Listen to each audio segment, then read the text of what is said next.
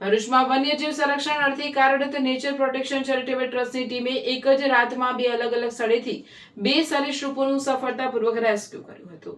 રાત્રિના 11 વાગ્યાના સુમારે ભરૂચની આકાંક્ષા નગરીના A35 મકાનના કમ્પાઉન્ડમાં સાપ દેખાયો હોવાની માહિતી મળતા જ ટ્રસ્ટના હિરેન શાહ અને યોગેશ મિસ્ત્રી તાત્કાલિક ઘટનાસ્થળે પહોંચ્યા હતા। તપાસ દરમિયાન ગુજરાતના 3 અત્યંત ઝેરી સાપો પૈકીનો એક સ્પેક્ટેગ કોબ્રા નાગ મળી આવ્યો હતો, જેને ટીમ દ્વારા સહી સલામત રીતે પકડીને કુદરતી અને સુરક્ષિત વાતાવરણમાં મુક્ત કરવામાં આવ્યો હતો। આ રેસ્ક્યુ ચાલી રહ્યું હતું તે જ અરસામાં ભરૂચના થામ ગામના પરમાર ફળિયામાંથી 5 થી 6 ફૂટ લાંબો અજગર નીકળ્યો હોવાનો ફોન આવ્યો હતો, જેથી રેસ્ક્યુ ટીમ તુરંત થામ ગામે રવાના થઈ હતી અને વન વિભાગના RFOના માર્ગદર્શન હેઠળ અજગરનું પણ સફળ રેસ્ક્યુ કરી તેને વન વિભાગને સુપરત કરવામાં આવ્યો હતો।